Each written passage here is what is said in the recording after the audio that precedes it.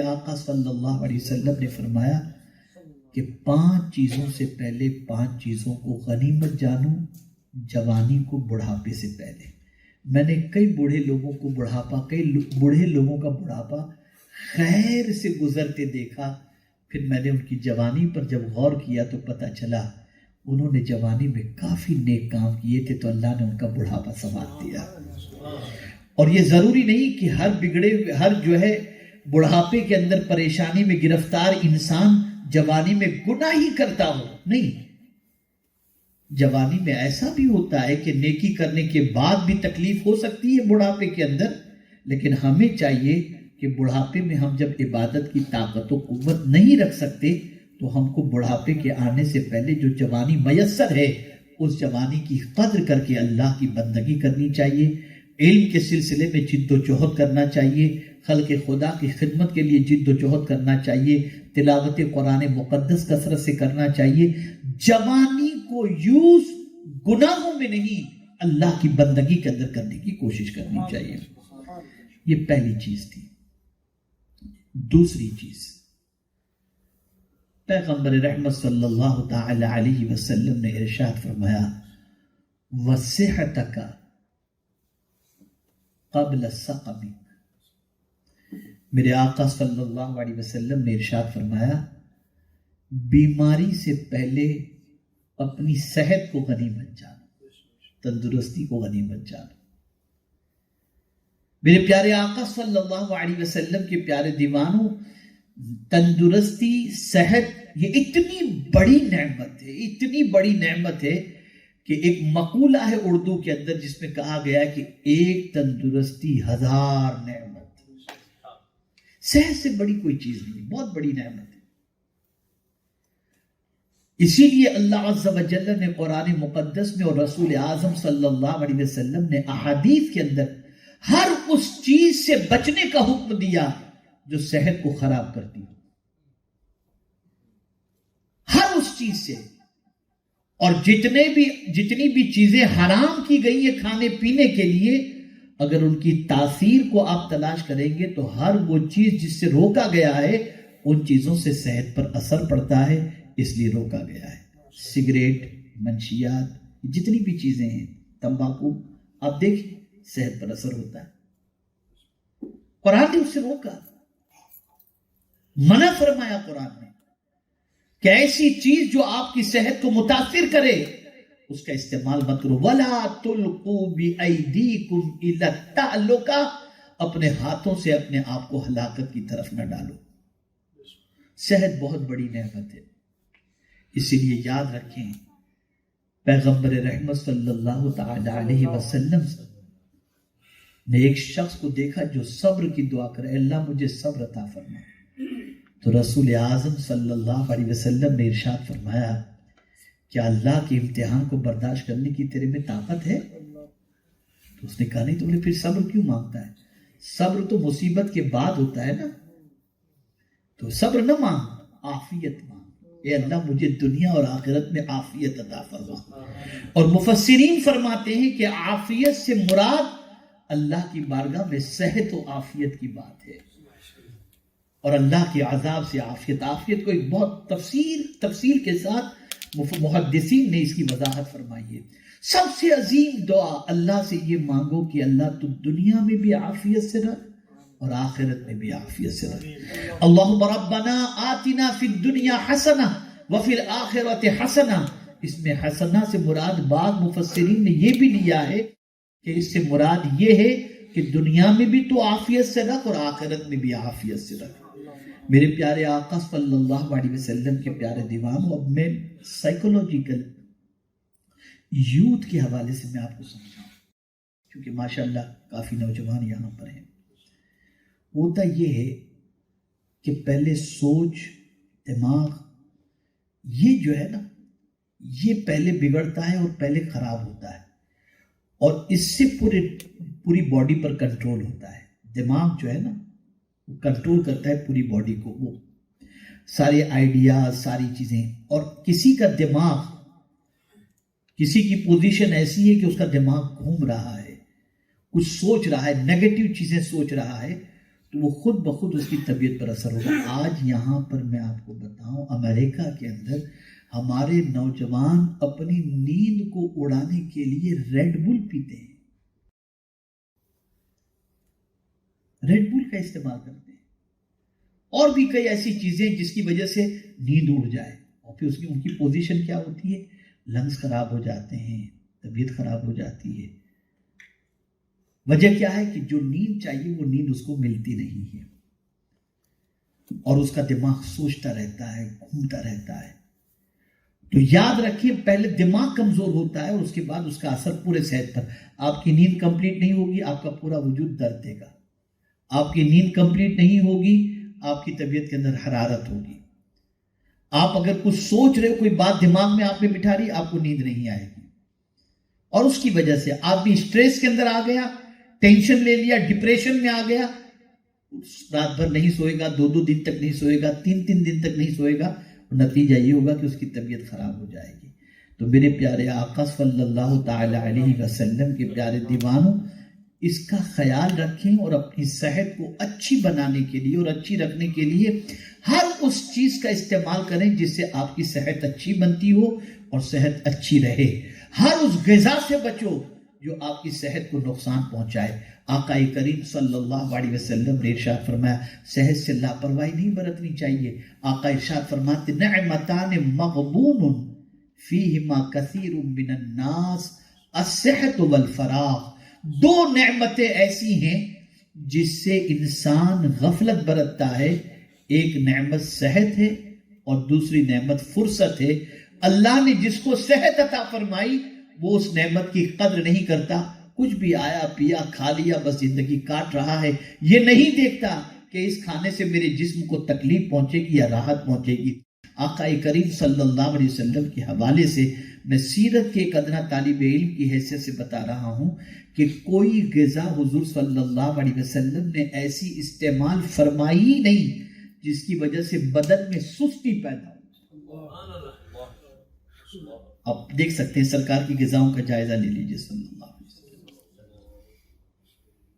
کوئی غذا ایسی حضور صلی اللہ علیہ وسلم نے استعمال نہیں فرمائی جس سے بدن سست ہو جاتا ہو، بلکہ ایسی غذاؤں کا حضور صلی اللہ علیہ وسلم نے استعمال فرمایا جس سے بدن ہمیشہ چست رہے، چاق و چوبند رہے. تو صحت، بیماری سے پہلے اس کو غنیمت جانو. آدمی بیمار ہوتا ہے نا، میں وہ نہیں کھایا ہوتا تو اچھا تھا، میں یہ نہیں کیا ہوتا تو اچھا تھا، یہ ساری کیفیت ہوتی ہے. تو دوسری چیز جو پیغمبر رحمت صلی اللہ علیہ وسلم نے فرمائی وہ صحت کے حوالے سے فرمائی کہ بیماری سے پہلے صحت کو غنیمت جانو. یعنی تندرستی کے اندر جتنی عبادت کر سکتے ہو اتنی عبادت تم کرتے چلے جاؤ. تیسری چیز، وَغِنَاكَ قَبْلَ فَقْرِكَ، مالداری کو غنیمت جانو محتاجی سے پہلے. کوئی نہیں جانتا کب محتاجی آ جائے گی. بہت سارے کروڑ پتی لوگ روڈ پتی بن جاتے ہیں، فٹ پاتھ پہ آ جاتے ہیں، بینک کرپٹ ہو جاتے ہیں، سب ختم ہو جاتا ہے. ایک زمانے میں سب کچھ ان کے پاس تھا، لیکن ایسی پریشانی آئی کہ سب ان کے پاس سے چھین لیا گیا. تو رسول اعظم صلی اللہ علیہ وسلم فرماتے ہیں کہ اپنی مالداری کو محتاجی سے پہلے غنیمت جانو. اس میں ایک جملے کے ذریعے میں سمجھا دوں، جس نے دیا ہے وہ دینا بھی جانتا ہے، وہ لینا بھی جانتا ہے. کب لے لے گا ہم کو نہیں معلوم. تو جب دیا ہے تو اس دی ہوئی دولت کو گناہوں میں خرچ مت کرو، اللہ کی نافرمانی میں خرچ مت کرو، اللہ کے ارشاد کے خلاف خرچ مت کرو.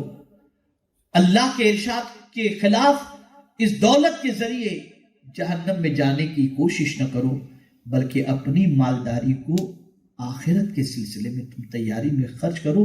اس لیے کہ تم نہیں جانتے کہ پروردگار جل جلالہ جس نے دیا ہے وہ کب تم سے چھین لے گا. تو مالداری کو غریبی سے پہلے غنیمت جانو، اسے ذہن میں رکھیں. چوتھی چیز آقا کریم صلی اللہ علیہ وسلم نے ارشاد فرمایا، وَفَرَاغَكَ قَبْلَ شُغْلِكَ، اور اپنی فرصت کو مصروفیت سے پہلے غنیمت جانو. یعنی جو تمہارے پاس ایکسٹرا ٹائم ہے، اس سے پہلے کہ تمہیں 3 شفٹوں میں کام کرنا پڑے گھر چلانے کے لیے، آج ایک شفٹ میں تمہارا کام ہو جاتا ہے اور اللہ تمہیں عطا کر دیتا ہے، تو باقی 2 ٹائم جو مل رہے ہیں اس کو غنیمت جانو، اچھے کاموں میں خرچ کرو۔ لیکن اس قوم کا کیا کیا جائے جس قوم کا زیادہ تر وقت واٹس ایپ، ٹویٹر، فیس بک پر گزرتا ہو؟ کون سا ٹائم کا ہم یوٹیلائز کرتے ہیں؟ لوگ کہتے ہیں جب سے یہ سوشل میڈیا جب تک نہیں تھا، اس سے پہلے لوگوں سے کہا جاتا قرآن شریف کی تلاوت کرو تو کہتے تھے ٹائم نہیں ملتا۔ اور میں چیلنج کے ساتھ کہتا ہوں کہ میکزیمم پوری دنیا کا مسلمان واٹس ایپ، فیس بک اور ٹویٹر پر کم سے کم روزانہ 3-4 گھنٹے تو صرف کرتا ہی ہوگا، الا ماشاء اللہ لوگ کرتے ہیں۔ اب 3-4 گھنٹے میں کتنا قرآن پڑھ سکتے ہیں؟ لیکن آدھا گھنٹہ دینے کے لیے تیار نہیں، آدھا گھنٹہ دینے کے لیے تیار نہیں۔ سب کا میسج پڑھنے کا ٹائم ہے، اللہ کا میسج پڑھنے کا ٹائم نہیں ہے آپ کے پاس۔ وہ کیا فرما رہا ہے؟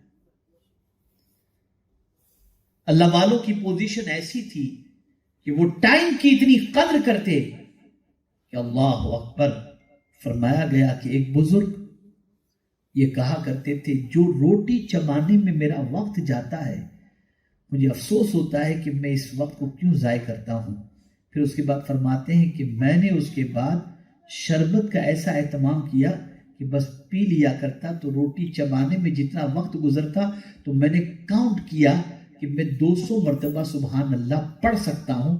میں نے اس وقت کو کہ جو سبحان اللہ پڑھنے سے بچ جاتا ہے روٹی کھانے کی وجہ سے، میں نے شربت پی کر کے اپنی زندگی گزاری اور وہ 200 بار سبحان اللہ پڑھنے کا میں نے اہتمام کیا۔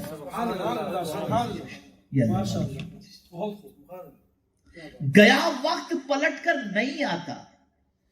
آپ بلینر ہوں،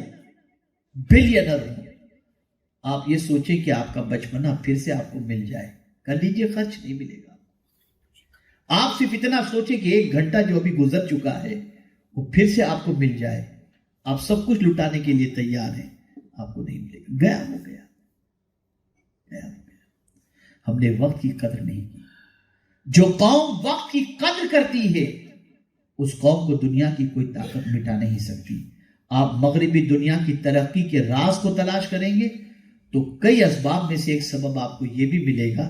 یہاں پر دیکھیں نا جاب کی سسٹم کیسی ہے، پر ہور 1 گھنٹے کا، 2 گھنٹے کی اتنی سیلری، 3 گھنٹے کی اتنی سیلری، اور ہم روزانہ کتنے گھنٹے ضائع کر دیتے ہمیں نہیں معلوم ہے نا۔ یہاں کیوں گھنٹوں پر سیلری دی جاتی ہے؟ وجہ کہ تاکہ آدمی ٹائم کی قدر کرے، ٹائم کی اہمیت کو سمجھے۔